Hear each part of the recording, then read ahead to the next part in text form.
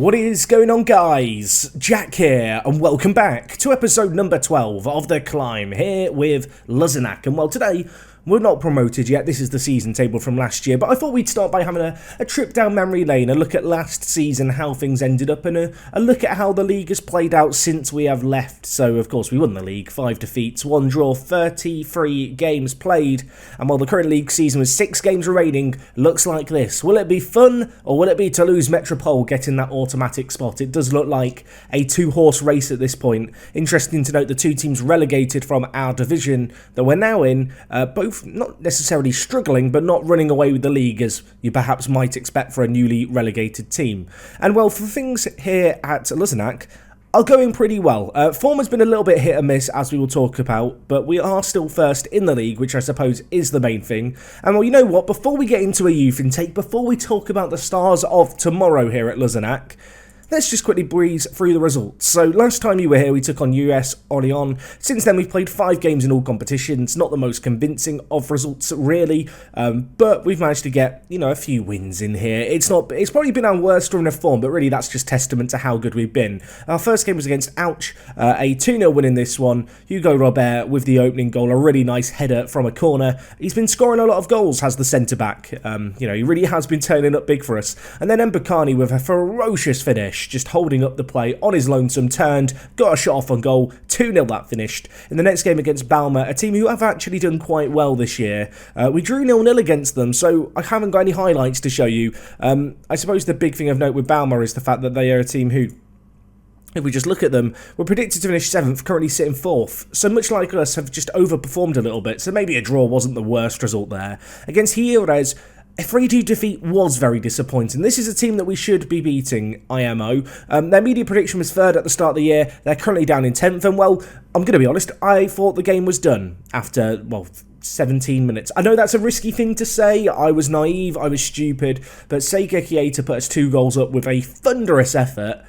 And then in the second half, it all went horribly, horribly wrong. They scored from a penalty. They then scored quite a nice goal, if I recall, for their second goal. And then their third one, well, it was just a free kick from range. But, I mean, there's no hiding it. When you're 2-0 up in a game after 20 minutes, when you're 2-0 up in a game at half-time, even if you're away from home, you kind of expect to see that result out.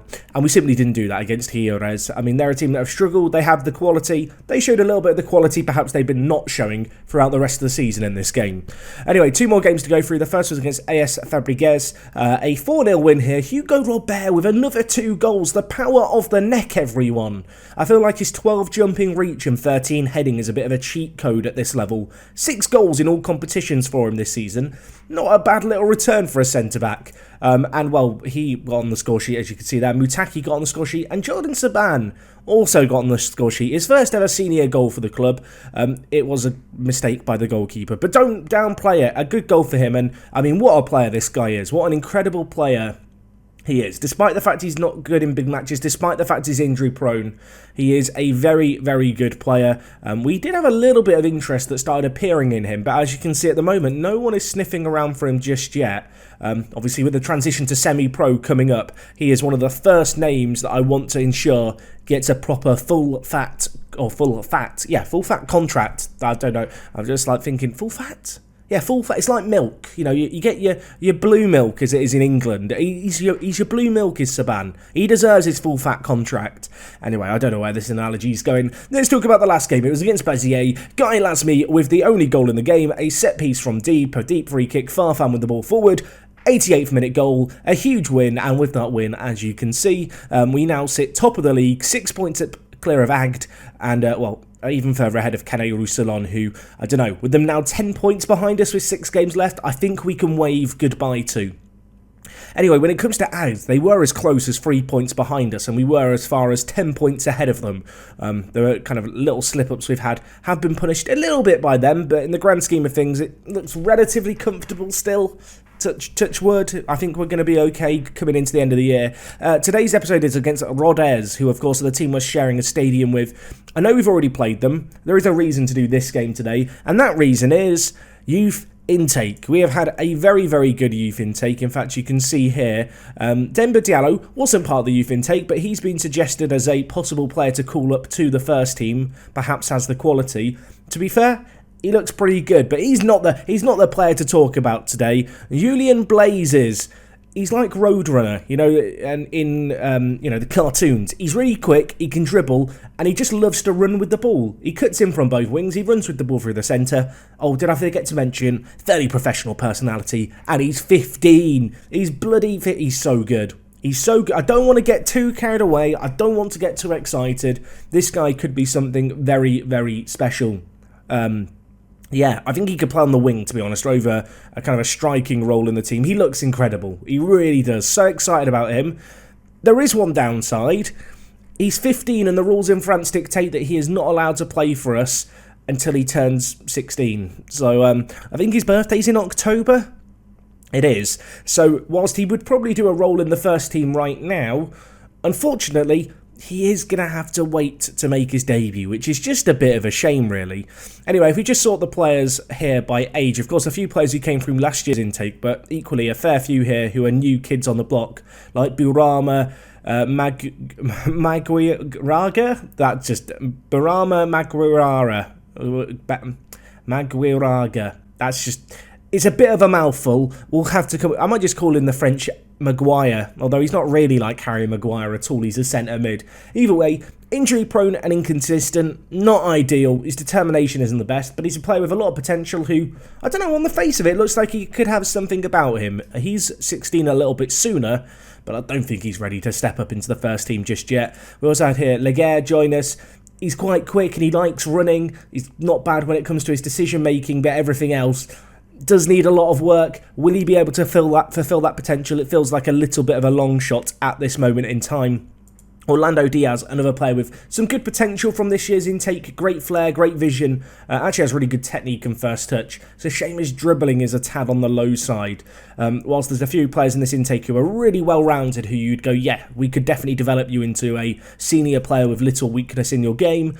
Orlando, on the other hand, is kind of the opposite. He's got a lot of gaps in his game. We're going to try and plug them, but I do feel like it is going to be a bit of a challenge for him. We also have here Idrissa Sam, who is weird. He's quite quick. He's got very good physicals from a quickness perspective, but in terms of his general physicals, 4 strength, 4 stamina, it's not wowing me. His mentals aren't completely terrible, and his technicals are just... It's weird, right? We get players who generate with a lot of potential here at the club.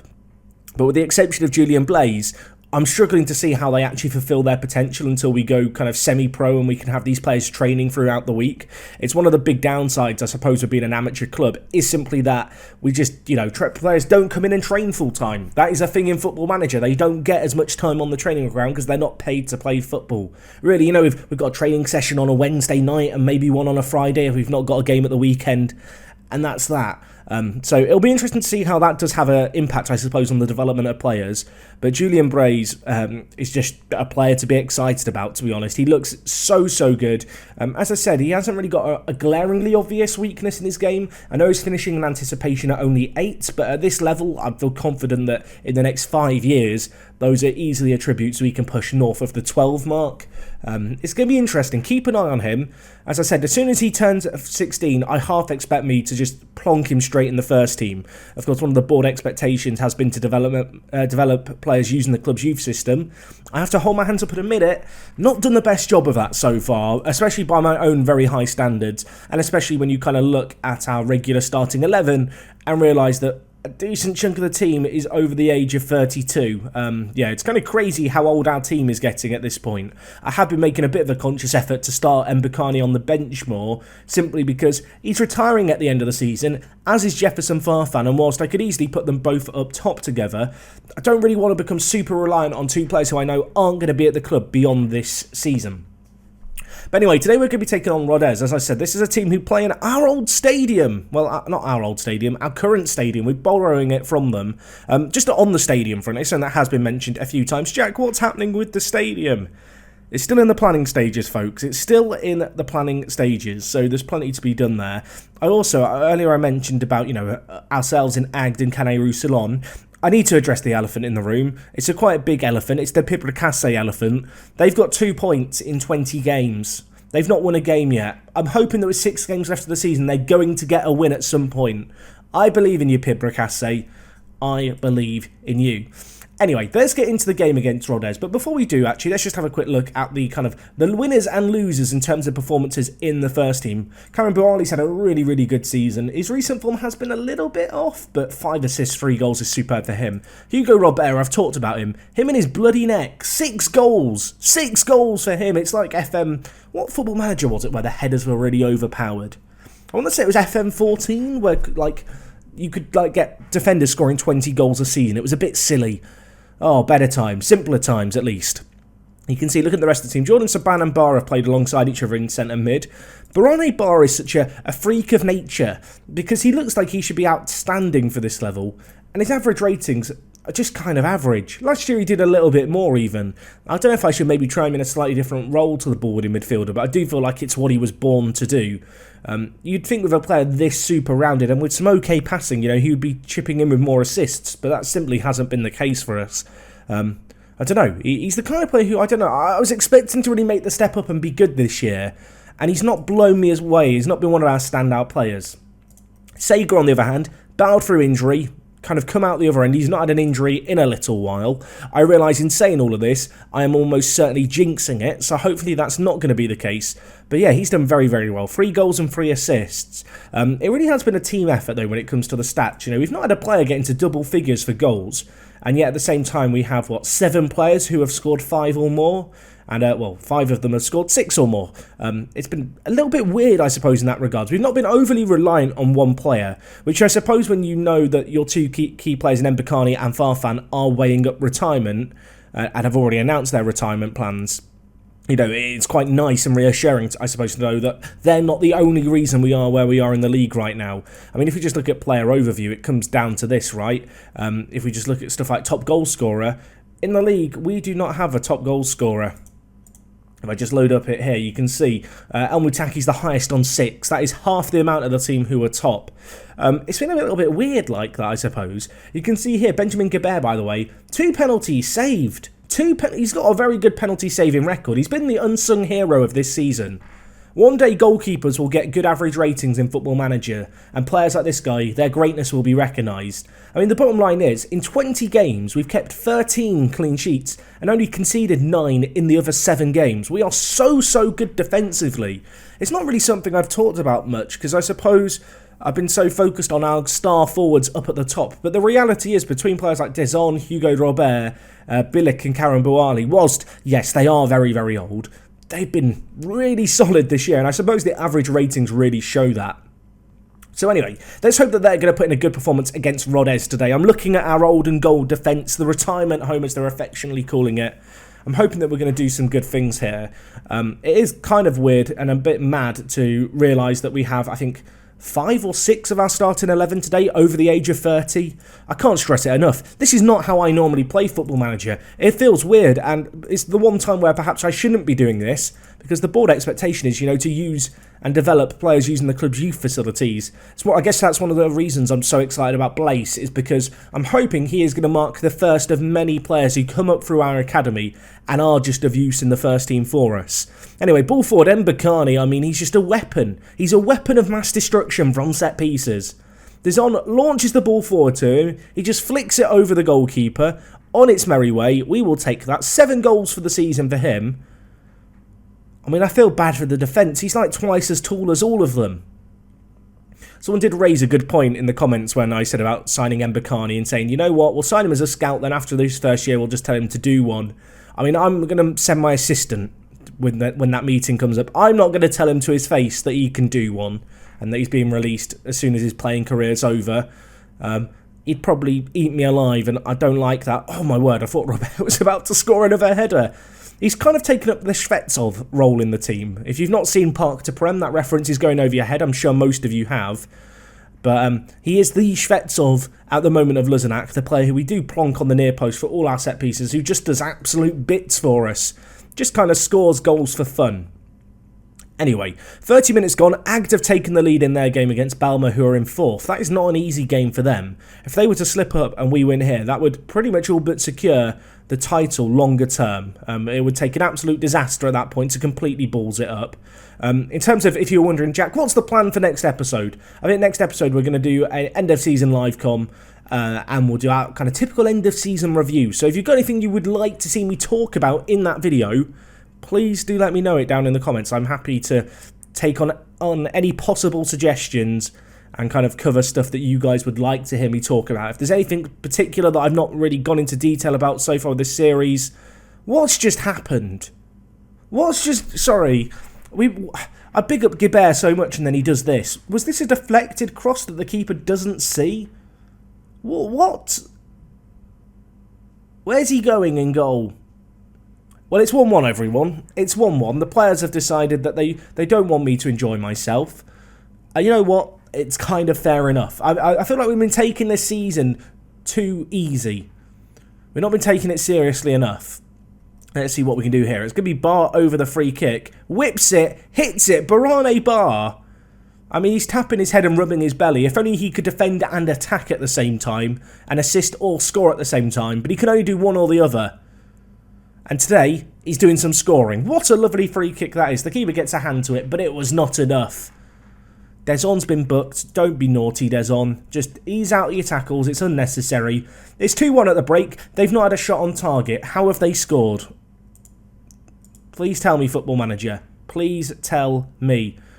Anyway, 50 seconds into the second half, slightly scarily, they've got the ball in our penalty area, but Rodez lumps it away to safety, and now Mbakani, I mean, he's lost all his pace this year, but look at that intelligence there. Gives it to Sega, and Sega finishes it. Mbakani just doing some fantastic hold-up play there.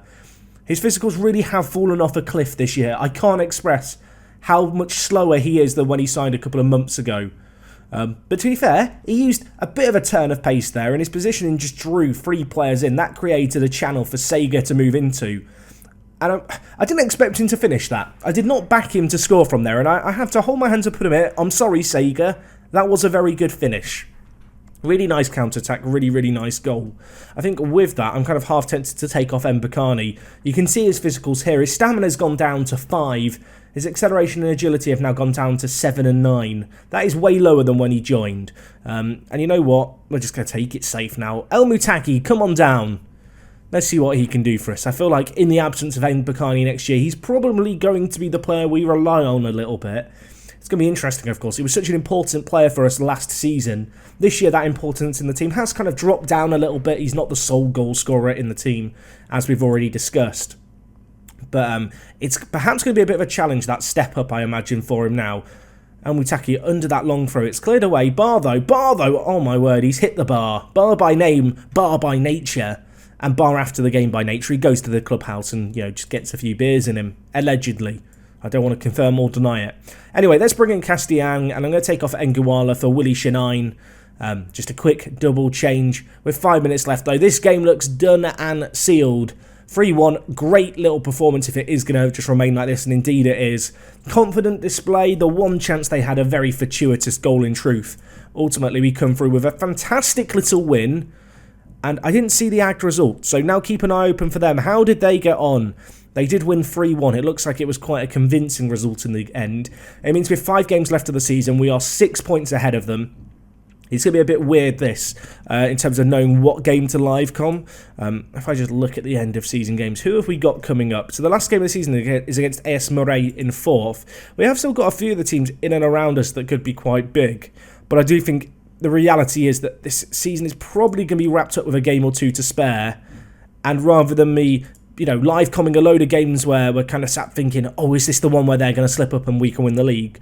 Assuming we don't completely capitulate and it's not all going on the line, you know, throughout the last few games, next episode, we'll come back for AS Moray. We'll do the end of season review. If there's anything, as I said, that you would like to see me cover in that, please do let me know in the comments, guys. I will make an utmost effort to get it included in the video for you. But anyway, that is going to wrap up everything from me today, guys. Thank you so much for your support on the series, as always. You guys are absolute legends. We're coming towards the end of season number 2. Julian Braze or Julian Braze? I don't know. Julian Blaze? There's lots of jokes to be made with the name Blaze, isn't there? I'm going to have to try and, I don't know, refrain myself. He looks good, though. He looks very good. Look at that polygon. Okay, enough, Jack. Don't get too excited. It's just a regen, Jack. He's not even old enough to play in the team yet. But no, guys, seriously, thank you. I'll see you guys again tomorrow. I'm going off on tangents. If you've enjoyed the video, a like is super appreciated. And other than that, it is me, Jack, and I will talk to you guys in a bit. I'm out.